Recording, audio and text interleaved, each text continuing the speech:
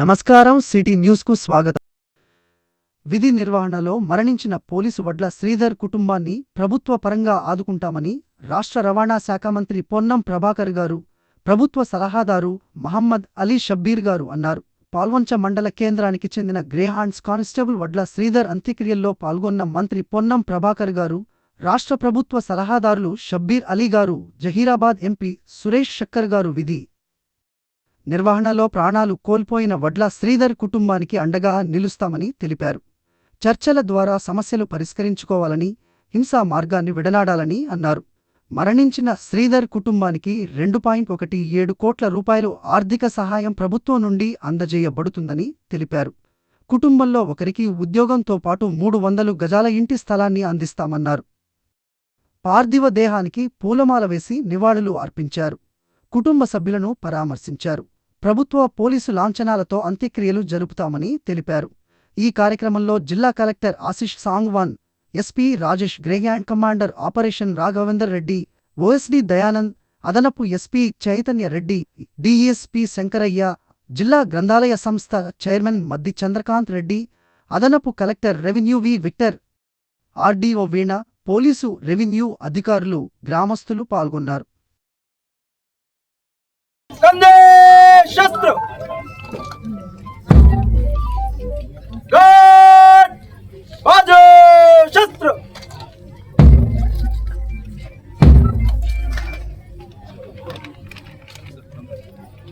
Guard विश्राम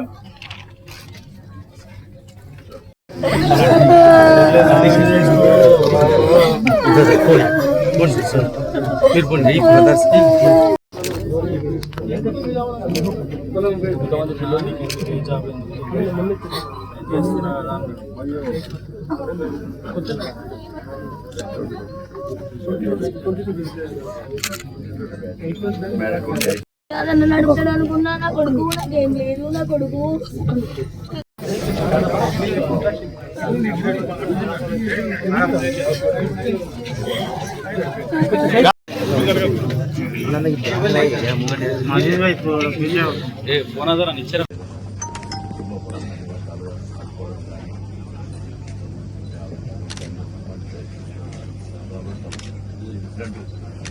government central government అందరికీ తెలుసు. పోయిన పక్కనే నా మీద బ్లాస్టింగ్ జరిగింది కదా, 5 రోజులు చనిపోయినారు.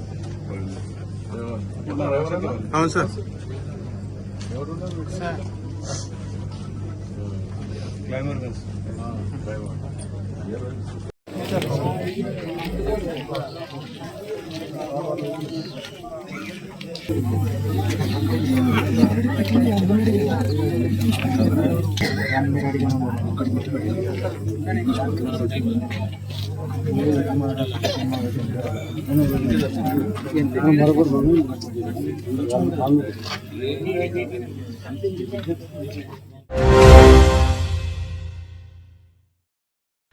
విధి నిర్వహణలో మరణించిన పోలీసు వడ్ల శ్రీధర్ కుటుంబాన్ని ప్రభుత్వ పరంగా ఆదుకుంటామని రాష్ట్ర రవాణా, బీసీ సంక్షేమ శాఖ మంత్రి పొన్నం ప్రభాకర్ అన్నారు. పాల్వంచ మండల కేంద్రానికి చెందిన గ్రేహాండ్స్ కానిస్టేబుల్ వడ్ల శ్రీధర్ అంత్యక్రియల్లో పాల్గొనడానికి శుక్రవారం పాల్వంచకు వచ్చిన మంత్రి మాట్లాడుతూ, విధి నిర్వహణలో ప్రాణాలు కోల్పోయిన వడ్ల శ్రీధర్ కుటుంబానికి అండగా నిలుస్తామని తెలిపారు.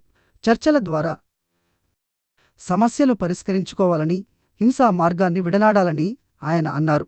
మరణించిన శ్రీధర్ కుటుంబానికి 2.17 కోట్ల రూపాయలు ఆర్థిక సహాయం ప్రభుత్వం నుండి అందజేయబడుతుందని తెలిపారు.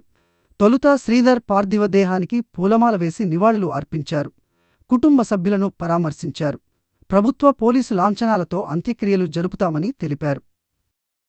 ఈ కార్యక్రమంలో పాల్గొన్న ఎంపీ సురేష్ షక్కర్, ప్రభుత్వ సలహాదారు షబ్బీర్ అలీ, శాసనసభ్యులు మదన్ మోహన్ రావు, జిల్లా కలెక్టర్ ఆశిష్ సాంగ్వాన్, ఎస్పీ రాజేష్లు పార్థివ దేహంపై పూలమాలలు వేసి నివాళులు అర్పించారు. అనంతరం పోలీసు గౌరవ వందనం నిర్వహించారు.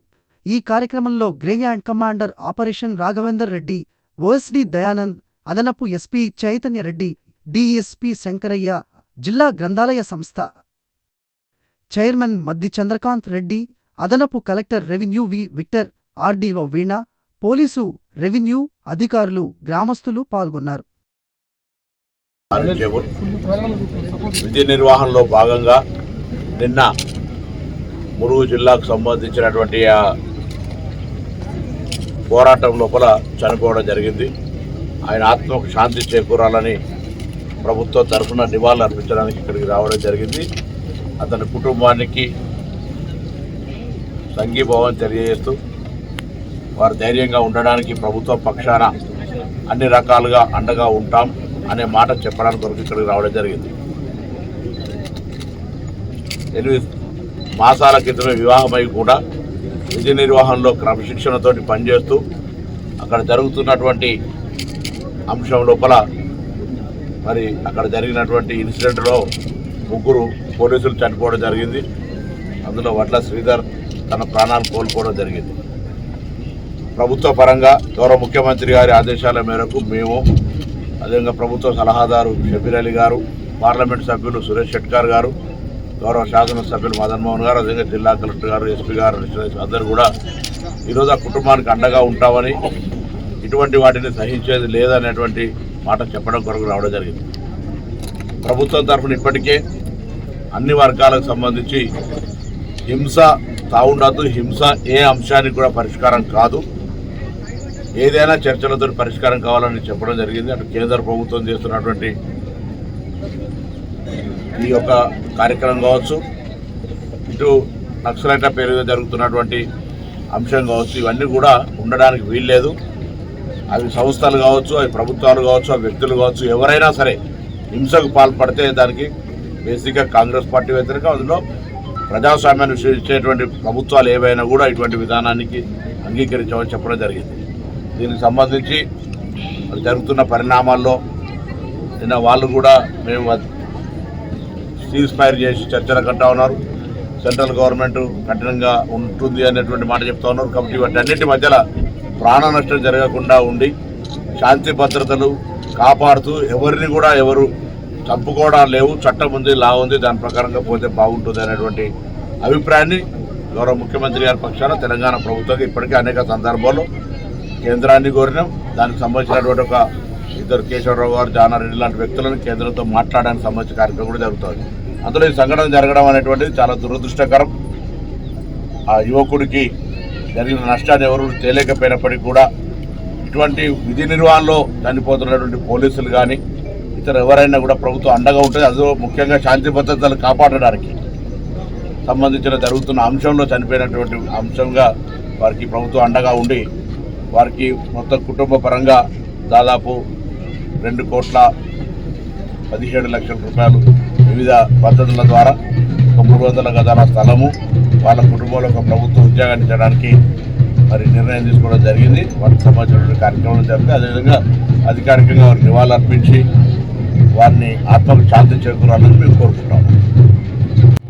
మెట్టు దిగొచ్చి మేము హింసకు వాళ్ళు కూడా గౌరవ ముఖ్యమంత్రి గారు ఏదైతే కోరుకుంటా ఉన్నారో ఏ అంశమైనా గతంలో చర్చలు జరిపిన ప్రభుత్వంగా గతంలో ఉన్నటువంటి తీవ్రతను తగ్గించి ఈరోజు కొత్త మన రాష్ట్రంలో వీలైనంత ప్రశాంతంగా ఉండేటువంటి పరిస్థితుల్లో జరిగిన సంఘటనలు ఇవన్నీ జరుగుతున్నటువంటి ఆ ఆపరేషన్ కగార్కు సంబంధించిన అంశం లోపల శాంతి ద్వారా చర్చల ద్వారా ఈ అంశం పరిష్కరించబడితే ప్రాణనష్టం లేకుండా హింస లేకుండా అన్ని పక్షాలు బాగుంటుండే అనే అభిప్రాయాన్ని తెలంగాణ రాష్ట్ర ప్రభుత్వంగా వ్యక్తం చేసినారు. అందుకు కొంత ముందడుగేసి చర్చలకు సంబంధించిన కొంత ప్రతినిధులు సీనియర్స్ను ముందుకు తీసుకొచ్చినారు. గతంలో చర్చలకు నాయకత్వం వహించిన జానారెడ్డి గారు.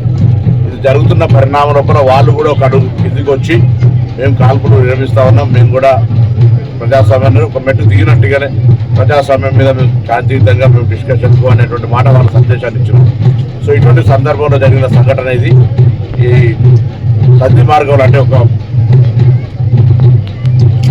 ఈ అంశం మీద ఒక సెన్సిటివ్ సబ్జెక్టు. అందుకే ముందుగా గవర్నమెంట్ పరంగా కేంద్రము రాష్ట్రం 2 ప్రభుత్వాలకు సంబంధించినటువంటి సబ్జెక్ట్ ఇది.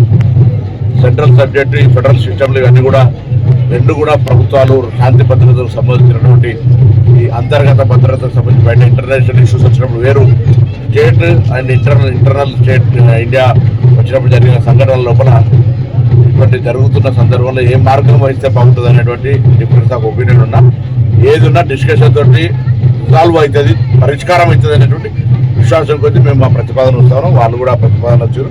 ఏది ఏమైనా ఈ సంఘటన ప్రాణాలు తీసుకోవడం వల్ల వచ్చినటువంటి లాభం లేదు. ప్రాణాలు తీసుకునే విధంగా యుద్ధం జరిగితే ఏం లాభం లేదు. కాబట్టి జరిగిన సంఘటన భవిష్యత్తులో జరగకుండా ఉండాలని కోరుకుంటున్నాం. అందుకే శ్రీధర్ గారి ఆత్మకు శాంతి చేకూరాలని, వారి కుటుంబానికి సంఘీభావం చెప్పడానికే ప్రభుత్వం. ఆపరేషన్ కగార్లో భాగంగా ములుగు జిల్లా వాజేడు ప్రాంతంలో కూబింగ్ నిర్వహిస్తున్న సమయంలో మావోయిస్టులు అమర్చిన ల్యాండ్ మైన్ పేలుడులో వీర మరణం పొందిన కామారెడ్డి జిల్లా పాల్వంచకి చెందిన జవాన్ వడ్ల శ్రీధర్ గారు రాష్ట్రానికి అపూర్వమైన సేవలు అందించారు. శ్రీధర్ గారి పార్థివ దేహానికి రవాణా శాఖ మంత్రి పొన్నం ప్రభాకర్ గారు, ఎంపీ సురేష్ షెట్టార్ గారు మరియు ఎల్లారెడ్డి ఎమ్మెల్యే శ్రీ మదన్ మోహన్ గారు నివాళులు అర్పించారు. ఈ సందర్భంగా పొన్నం ప్రభాకర్ గారు మాట్లాడుతూ, వీర జవాన్లు దేశానికి గర్వకారణం. వడ్ల శ్రీధర్ గారు చూపిన ధైర్య సాహసాలు చిరస్మరణీయమైనవి. కుటుంబానికి ప్రభుత్వం నుంచి పూర్తి మద్దతు లభించేలా చర్యలు తీసుకుంటాం అని పేర్కొన్నారు.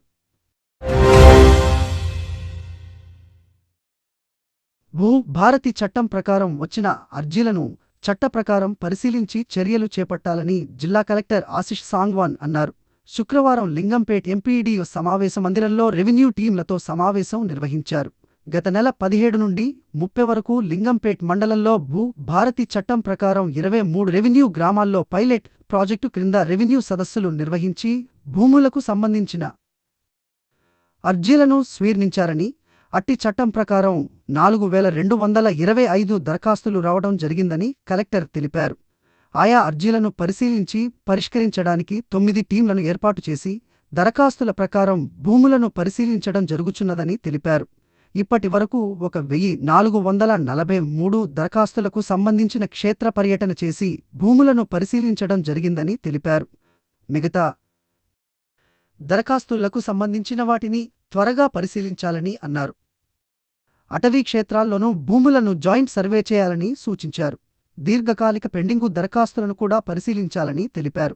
ఈ సమావేశంలో అదనపు collector revenue V Victor, sub collector Kiranmayi, RDO Prabhakar, Bharathi ప్రత్యేక అధికారి రాజేందర్, ల్యాండ్ సర్వే సహాయ సంచాలకులు శ్రీనివాస్, అటవీ అభివృద్ధి అధికారి రామకృష్ణ, తహసీల్దార్లు, రెవెన్యూ, అటవీ శాఖ సిబ్బంది పాల్గొన్నారు.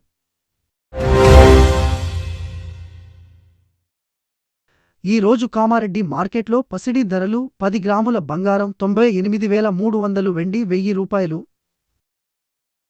ఇంతటితో ఈనాటి వార్తలు సమాప్తం. తిరిగి మళ్ళీ మరుసటి వార్తల్లో కలుసుకుందాం.